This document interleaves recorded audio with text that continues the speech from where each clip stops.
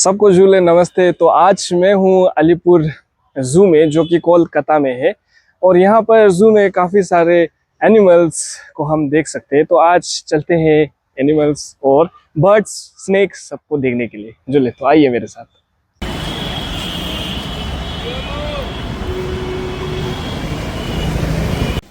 तो ये जो है ये ज़ू का एंट्री है। टिकट जो प्राइस है वो 50 रुपीज़ पर पर्सन है और अफोर्डेबल है।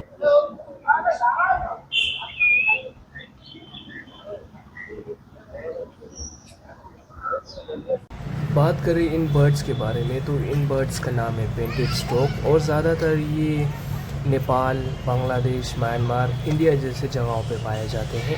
और ये जो है ये बर्ड्स पानी में खड़े रहना बहुत पसंद करते हैं। ज़्यादातर ये झुंड में रहना पसंद करते हैं और इनका जो खुराक है वो है मछली, मेंढक, क्रैब्स और स्नेक्स। ये आपको देखने के लिए राजस्थान के बर्ड सेंचुरी, उड़ीसा की लेक और दिल्ली के बर्ड सेंचुरी और कोलकाता के जू में देखने को मिल जाएंगे। ज़्यादातर ये अपने घोंसले ऊंचे पेड़ पे बनाते हैं जो पानी के नज़दीक हो।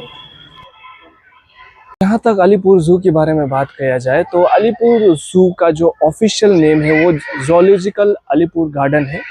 और ये इंडिया में सबसे पुराना जू है, बेसिकली सबसे ओल्डेस्ट। और ये जो जू है वो तकरीबन 18.81 हेक्टेयर्स में फैला हुआ है। जू के बारे में बात है तो जू जो है सुबह 9 बजे से लेके शाम के 5 बजे तक खुलता है। और अभी हम पहुंचे हैं एलिफेंट मैमल्स को देखने के लिए, जो कि मेरे लेफ्ट साइड में है। तो आप लेफ्ट साइड में देख सकते हो। आजकल जो कोलकाता का टेम्परेचर है वो काफ़ी मॉडरेट है और अच्छा टेम्परेचर है, जिसकी वजह से एनिमल्स को भी कोई परेशानी नहीं होती होगी। नहीं तो बेसिकली जो समर्स में जो इसका टेम्परेचर होता है वो बहुत ही भयंकर है, जिसकी वजह से इनको भी बहुत क्लाइमेट हार्श फेस करना पड़ता है। जहाँ तक बात करें जू के बारे में तो जू जो है वो तकरीबन अंग्रेज़ों के ज़माने से खुला हुआ है, 1875 से, जो कि अभी तक बड़े आराम से उसके साथ चल रहा है। तो मेरे को लगता है कि शेर का जो सोने का टाइम है वो अभी भी चल रहा है। और सुबह तो हो गए, पर ये जो है ये तो राजा है, तो इस वजह से अभी 10 बज रहे हैं फिर भी ये बड़े आराम से सो रहा है। बाकी सब तो जग चुके हैं, पर क्या ही कह सकते हैं जब किंग ऑफ द जंगल हो। तो ये जो बर्ड है इसको बोलते हैं रेड हॉर्नबिल और ये हॉर्नबिल फैमिली से बिलोंग करते हैं।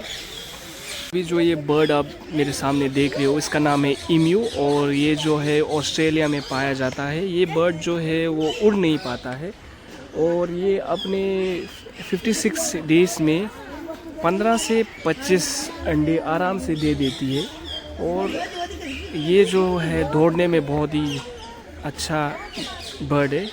50 किलोमीटर पर आवर की स्पीड से ये दौड़ते हैं। बच्चों के लिए ये एजुकेशनल टूर से कम नहीं है ये ज़ू, क्योंकि यहाँ पर अभी तक मैंने देखा है कि यहाँ पर ज़्यादातर बर्ड्स ही है। अभी तक मैमल सिर्फ एक ही देखा था जो कि एलिफेंट है। और बाकी तो अभी हम जा रहे हैं, देखते हैं क्या क्या मिलता है।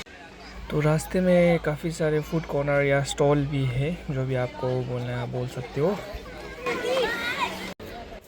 तो इनको बोलते हैं ग्रेट इंडियन डॉग और डॉल भी बोलते हैं। और ये चाइना, नेपाल, भूटान और साउथ ईस्ट एशिया जैसों में पाए जाते हैं। इंडिया में आपको वेस्टर्न घाट्स में देखने को मिलेंगे। और इनकी जो खूबी है वो आवाज़ जैसे विस्लिंग साउंड निकालते हैं। ये दौड़ने में बहुत तेज़ होते हैं, बहुत माहिर होते हैं। हैबिटेट लॉस की वजह से इनकी प्रजाति कम होती जा रही है। ये सोशल एनिमल्स होते हैं और हंटिंग में इनके जो कॉम्पिटिटर्स है वो है शेर, लायन, उनको भी अच्छे से टक्कर देती है। नेक्स्ट आप जो देख रहे हैं इनको बोलते हैं इंडियन वुल्फ, भारतीय भेड़िया। और ये बेसिकली पाकिस्तान, नेपाल और मिडिल ईस्ट जैसे इलाकों में पाए जाते हैं। इंडिया में महाराष्ट्र, गुजरात, मध्य प्रदेश और दक्कन प्लेटू में पाए जाते हैं। नॉर्मली इनका जो झुंड है वो 3 से 6 के बीच में होता है। कम्युनिकेशंस के लिए हॉलिंग का यूज़ करते हैं। इनका जो खुराक होता है वो होता है रैबिट, रोडन, ब्लैक बक और नील गाय, और कभी कभी लाइवली स्टॉक्स पे भी ये हंट करते हैं। तो ये भी खतरे के कगार पे है, मतलब विलुप्त होने के कगार पे है।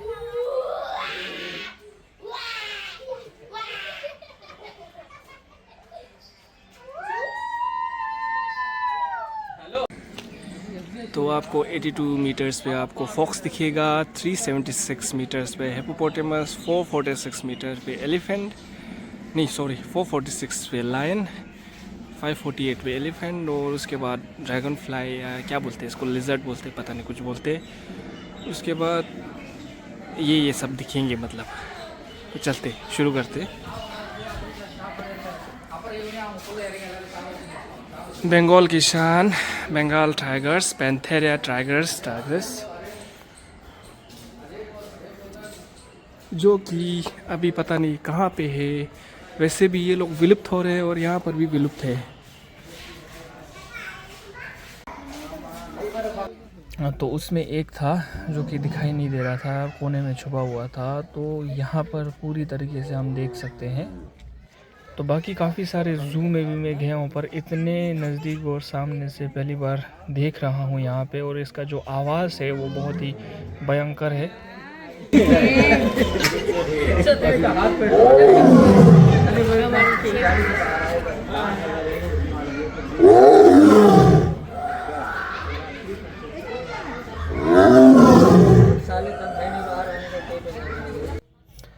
बंगाल टाइगर्स, जिसे हम रॉयल बंगाल टाइगर्स भी बोलते हैं, दुनिया की सबसे फेमस और पावरफुल बिग कैट्स में से एक है।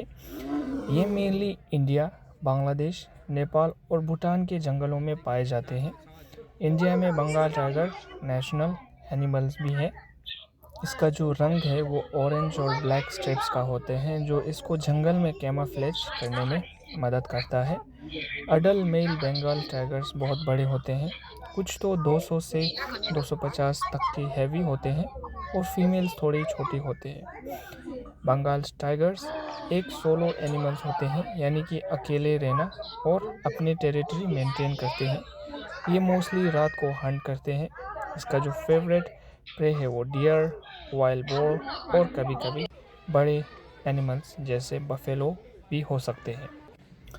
तो ये जो है ये अलीपुर ज़ू का मैप है, और काफ़ी बड़ा होने के कारण यहाँ पे गोल गोल भी घूम रहे हैं हम।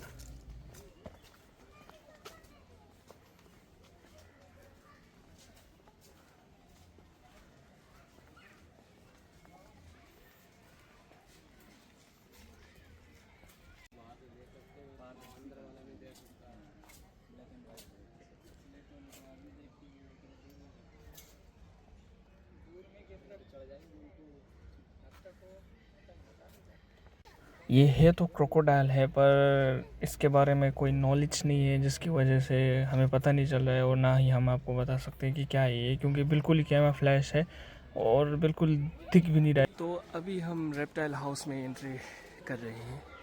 तो देखते हैं यहाँ पर कितने सारे रेप्टाइल्स हमें देखने को मिलते हैं।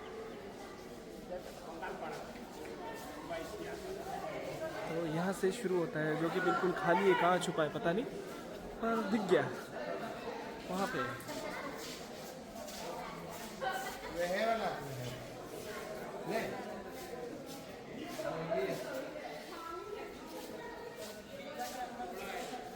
इसने कुछ तो अभी अभी खाया है या कुछ, इसका बॉडी ऐसा है, थोड़ा बीच में मोटा लग रहा है। थे तो यहाँ पर काफ़ी सारे रेप्टाइल्स थे, पर ये जो है ये ज़्यादातर ग्लास की वजह से ये रिफ्लेक्ट हो रहा है, जिस वजह से हमें यहाँ पे वीडियो बनाने में काफ़ी मुश्किल हो रहा था, क्योंकि अच्छे से दिख नहीं रहा था कौन सा क्या है क्या नहीं है। तो इस वजह से इतने जल्दी में हमने कई जो दिखे उनको बनाया है, जो नहीं दिखे वो हमने नहीं बनाया है।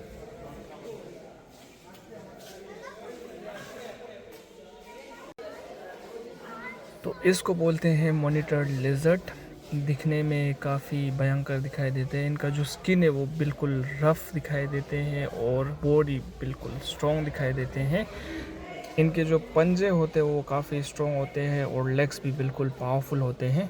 इनका जो कलर होते हैं वो तकरीबन ग्रे कलर के होते हैं और ज़्यादातर ये जो है इनका पैटर्न बना हुआ होते हैं। ये ज़्यादातर इंडिया, पाकिस्तान, नेपाल जैसे देशों में मिलते हैं। इंसान के लिए ये बेसिकली हार्मलेस होते हैं।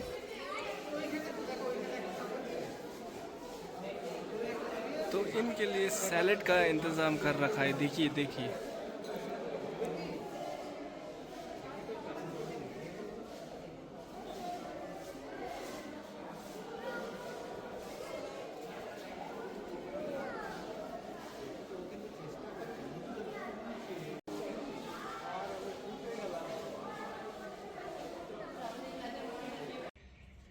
तो ये जो है इनको बोलते हैं हॉच डियर या बार्किंग डियर। ये बेसिकली स्मॉल साइज़ के होते हैं। इनके शॉर्ट लेग्स होते हैं और इनका जो अपीयरेंस है वो लाइट ब्राउन कलर का होता है। तो ये जो बर्ड है ये तो सबको पता ही होगा, इसको ऑस्ट्रिच बोलते हैं और ये दुनिया का सबसे बड़ा और सबसे लंबा बर्ड है। इनके जो लेग्स होते हैं वो काफ़ी स्ट्रॉन्ग होते हैं और इनके जो नेक होते हैं वो भी काफ़ी स्ट्रॉन्ग होते हैं। ये 70 पर आवर के स्पीड से दौड़ सकते हैं। ये दुनिया के सबसे बड़े अंडे देते हैं। जहाँ तक बात करूँ, ये जो दूसरा वाला आ रहा है ये है मेल बर्ड और वो फीमेल। तो ये जो आप देख रहे हो इनको बोलते हैं इंडियन हॉच डियर। ये basically India, Nepal, Bhutan, Bangladesh, Myanmar और चाइना में मिलता है। ये हर्बीवोरस डियर है और इनका डाइट जो है वो ग्रास, सप्लीमेंट्स, प्लांट्स भी होते हैं और उनके पत्ते भी होते हैं। ये इंडेंजर्ड स्पीशीज़ है। ये तार की वजह से जो ये इन्होंने बना रखा है, इस वजह से इन पे अच्छे से फोकस नहीं हो रहा है, इस वजह से थोड़ा बाहर से खींचना पड़ रहा है।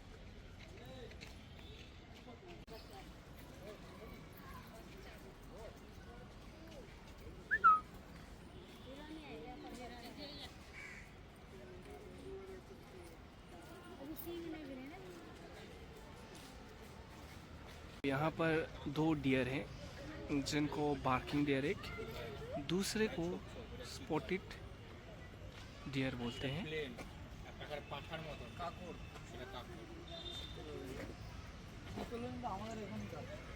और ये ज़्यादातर जो बार्किंग डियर है वो Jammu Kashmir, Nepal, Bhutan, Bangladesh, Pakistan, Sri Lanka, Myanmar, China, Indonesia जैसे जगहों पे मिलता है।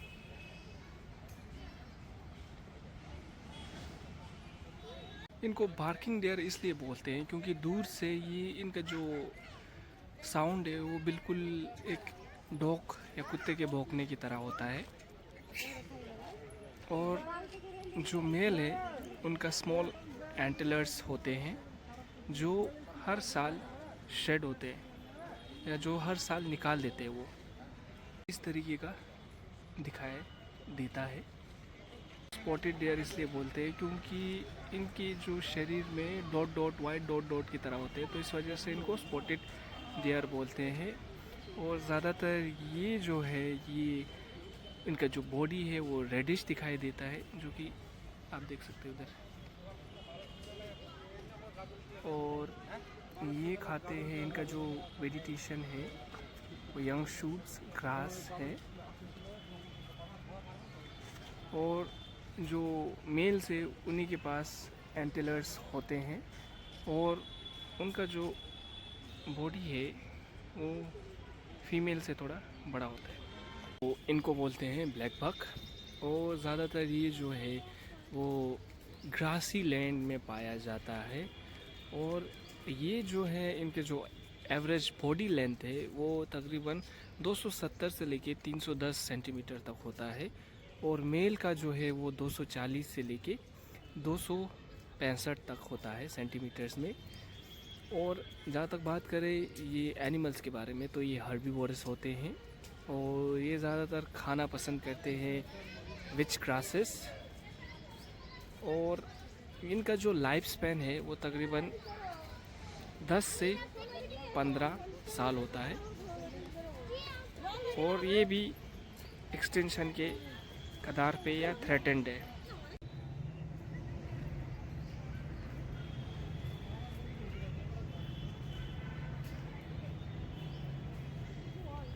यहाँ पे आपको देखने के लिए मिल जाएगा albino Mediterranean duck, barhead goose, call duck, Chiloe wigeon emperor goose, lesser विसल duck, Mediterranean duck, mute swan, northern pintail, red जट shell duck, white face whistling duck, wood duck, जो कि कुछ यहाँ पे है। और ये जो जाली की वजह से बिल्कुल अच्छी तरीके से नहीं दिखाई दे रहा है, उसके लिए क्या कर सकते हैं, कोई ऑप्शन ही नहीं है। यदि आपको वीडियो अच्छा लग रहा हो, चैनल का जो वीडियो इन्फॉर्मेटिव लग रहा हो, तो सब्सक्राइब और लाइक करना ना भूलें।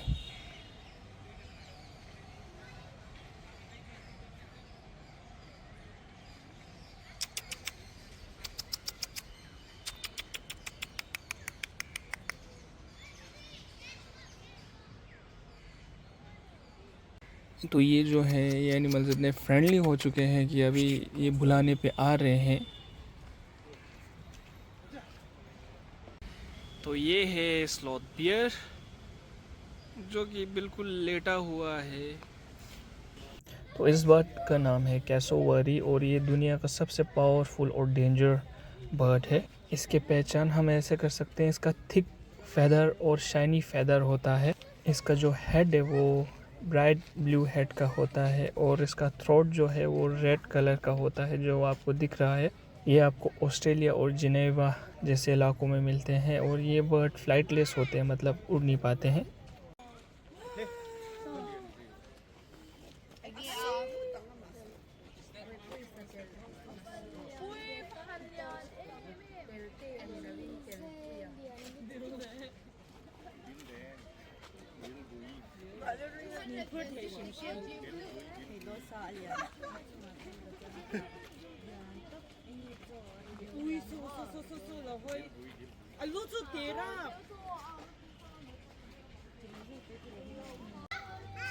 तो ये है ज़ेब्रा, जो कि कज़न है डोंकी और हॉर्स के। तो ये जो है ये तो फेमस सेलिब्रिटी है। यदि आपने मेडागास्कर मूवी देखा होगा तो इस एनिमल के बारे में आपको पता होगा। इसको बोलते हैं लेमुर, और ये मेडागास्कर में सबसे फेमस था। नाम था किंग जूलियन, जो कि सबसे फेवरेट कैरेक्टर था मेडागास्कर की मूवी में, और ये मेडागास्कर जैसे इलाकों में ही पाया जाता है। लेमुर की जो बॉडी है वो पतली होती है और बड़ा फ्लफी टेल होता है, और उनकी जो आइज़ है वो बहुत बड़ी होती है, स्पेशली रात में दिखने के लिए। तो ये है चिंपैंजी, और सबको पता होगा चिंपैंजी के बारे में। तो ये एक इंटेलिजेंट पिरामिड्स हैं, जो कि हमारे और इनके जो डीएनए है वो 98% सिमिलैरिटीज़ हैं, और ये इनका जो बॉडी है वो काफ़ी स्ट्रॉन्ग होता है, और हाथ जो है वो थोड़ा लंबा होता है। आजकल के टाइम पे चिंपैंजी इन डेंजर है, और जंगल में हंटिंग, काटना और इलीगल ट्रेड की वजह से। तो ये है ज़ू का एग्ज़िट पॉइंट। जैसे आप ज़ू से बाहर निकलते हो तो फिर से शोर शराबा स्टार्ट हो जाता है, नहीं तो अंदर आपको थोड़ा तो शांति मिलता है इस कोलकाता जैसे इलाकों में, जहाँ पे बहुत आवाज़ सुनाई देता है।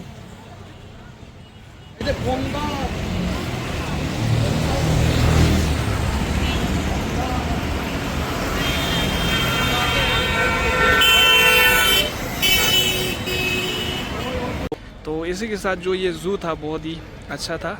अगर आपके पास ज़्यादा समय है एंड फुल टाइम है तो आप इस ज़ू को भी अपने आइटिनरी में डाल सकते हो और इस ज़ू को आप विज़िट कर सकते हो। थैंक यू मेरा वीडियो देखने के लिए। जुले।